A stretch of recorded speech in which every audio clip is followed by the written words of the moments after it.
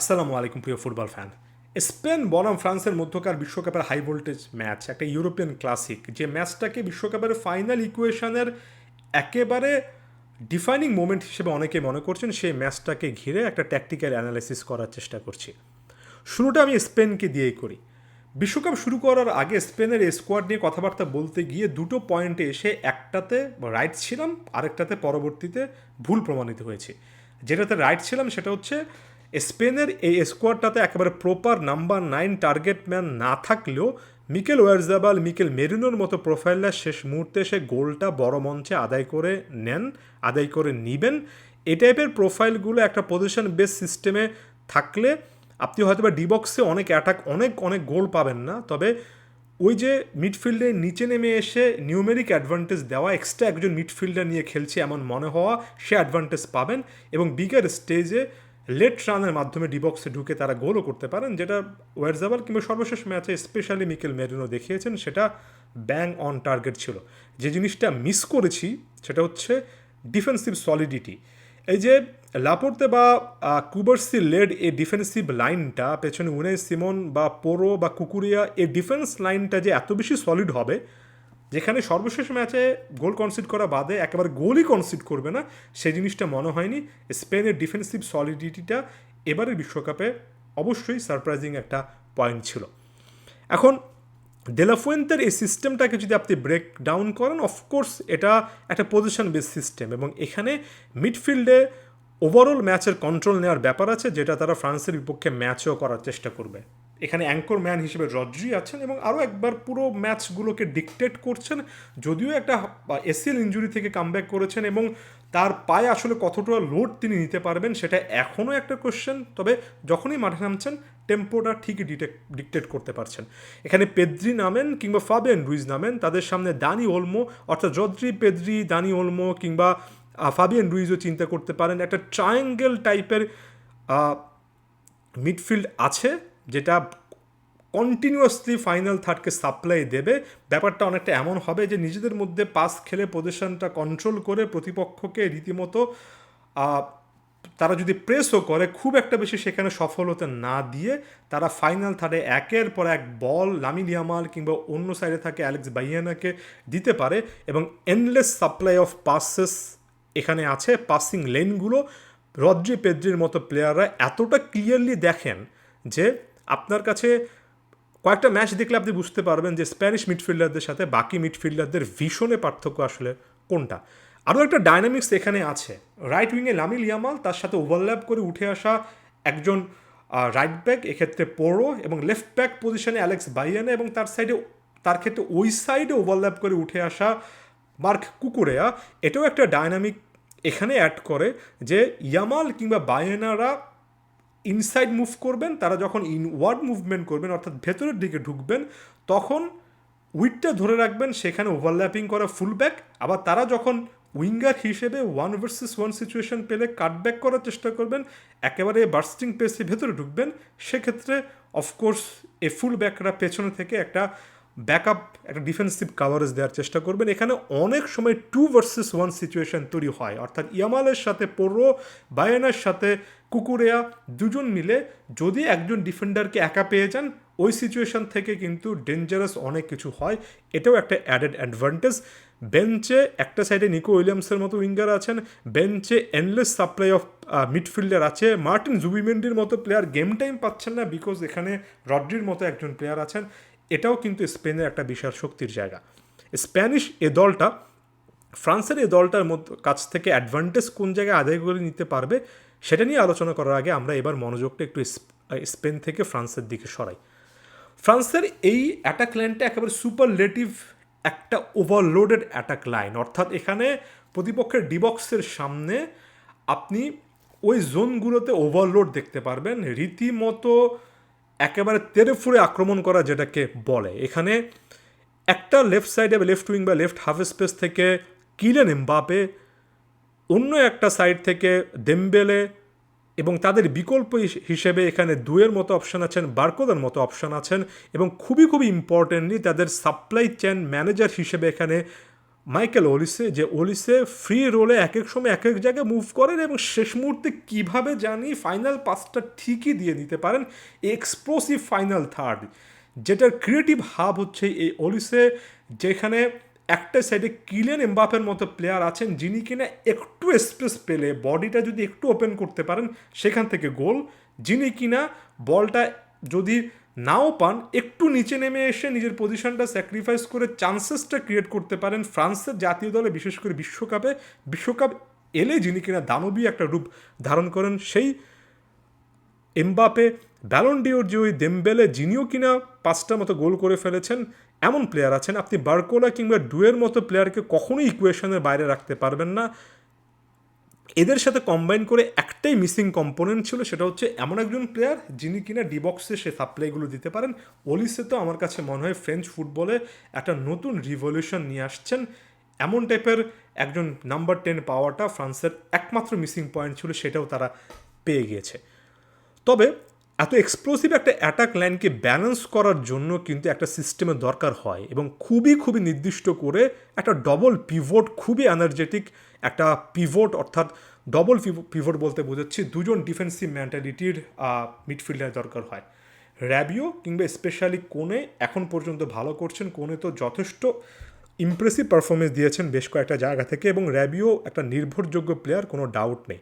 প্রশ্নটা হচ্ছে এই ডবল পিভট আসলে স্পেনের ওয়েল কন্ট্রোলড এবং খুবই ইম্পর্টেন্টলি যারা উইদাউট দ্য বলও কিন্তু কাউন্টার প্রেসিং করতে পারেন। স্পেনের এই দলটার এবারে বিশ্বকাপে একটা স্পেশালিটি হচ্ছে বল পায়ে তো স্পেন সবসময় ভালো খেলে, বল যখন পায়ে না থাকে তখন তারা কিন্তু 2-3 জন মিলে এসে যে প্লেয়ারের পায়ে বল আছে তিনি পসিবল যতগুলো জায়গায় পাস দিতে পারেন সম্ভব প্রত্যেকটা অ্যাঙ্গেল বন্ধ করে দেওয়ার চেষ্টা করে। আপনারা ম্যাচে দেখার চেষ্টা করবেন, ধরেন ওলিসে বল পেলেন বা র্যাবিও বল পেলেন, সেখানে রদ্রি, পেদ্রি, ওলমো এই টাইপের প্লেয়াররা কী করবেন, ওই প্লেয়ারটাকে ঘিরে যতগুলো পাস হয়তোবা তিনি ডানে বামে সামনে 3টা জায়গায় বাড়াতে পারতেন, সে পাসিং লেনগুলো ব্লক করার চেষ্টা করবেন, ইন্টারসেপ্ট করার বারবার চেষ্টা করবেন এবং এখন পর্যন্ত তারা সাকসেসফুল। অর্থাৎ এখানে ফ্রান্সের যদি অ্যাটাকটা যেখান থেকে তৈরি হবে সেই সাপ্লাইটা একেবারে অঙ্কুরে বিনাশ করা যায়, শুরুতে শেষ করা যায়,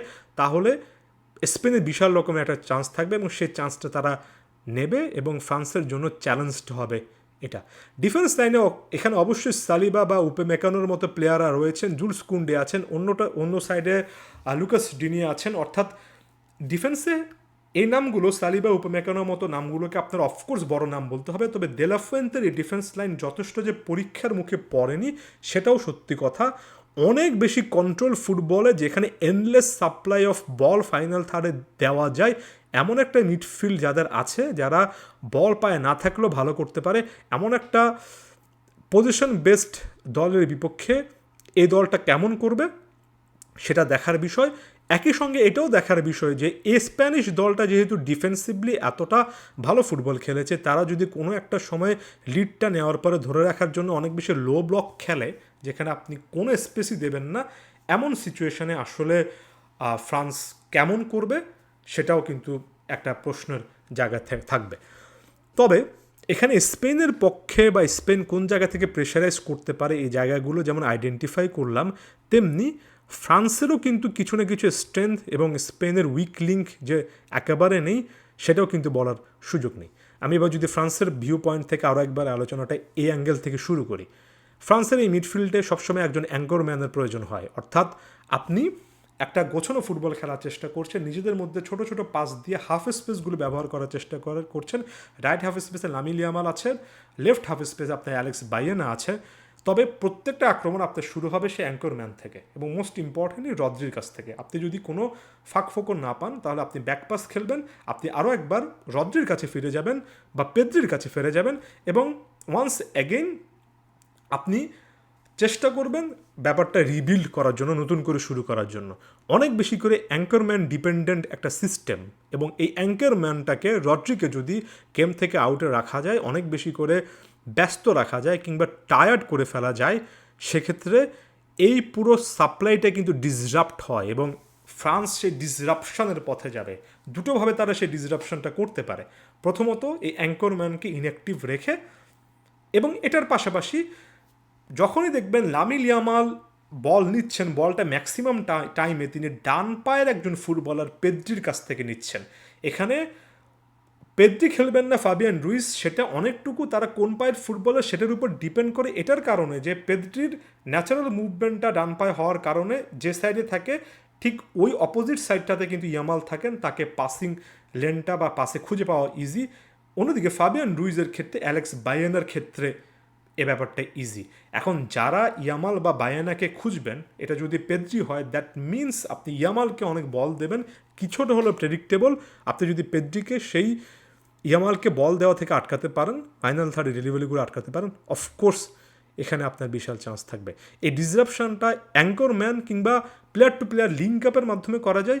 অন্যভাবে যে ডিসরাপশনটা করা যায় সেটা হচ্ছে, যেটা ফ্রান্স এই বিশ্বকাপে করছে, সেটা 4-5 জন অ্যাটাকারকে ডিবক্সের সামনে নিয়ে এসে ডিফেন্সের এত বড় পরীক্ষা নেওয়া, এত বেশি এক্সস্টিভ একটা ডিফেন্স ডিমান্ড করা, যেটা অনেক সময় করা পসিবল না। অর্থাৎ আপনি এই মেন্টালিটি নিয়ে যদি আসেন, আপনি 1-2 গোল কনসিড করেন, কিচ্ছু যায় আসে না। 2 গোল কনসিড করলে আপনি 3টা গোল দেবেন, 3টা কনসিড করলে 4টার দিকে যাবেন। এই মেন্টালিটি কিন্তু দিদিয়ের দেশমের এ দলটার আছে। দেশমকে এখানে আমি কৃতিত্ব এ কারণে দেব যে দেশম ফ্রান্সের বর্তমান সিস্টেমে যেটা সবচেয়ে বেশি স্ট্রেংথের জায়গা, সেখানেই তিনি কাজ করছেন। সবচেয়ে বেশি স্ট্রেংথের জায়গা ফ্রান্সের কাছে এখন খুবই খুবই speedy winger, attacker, left wing back, right wing back এমন টাইপের প্রোফাইল আছে। তাদেরকে তিনি কাজে লাগানোর জন্য তার সিস্টেমটাকে স্যাক্রিফাইস করার পরিবর্তে বরঞ্চ প্লেয়ার ওরিয়েন্টেড একটা সিস্টেম বানিয়েছেন, এবং এত অপশন আছে যে ম্যান সিটির রায়ান শেরকির মতো একজন ফুটবলার এখানে খুব একটা বেশি সুযোগই পাচ্ছেন না।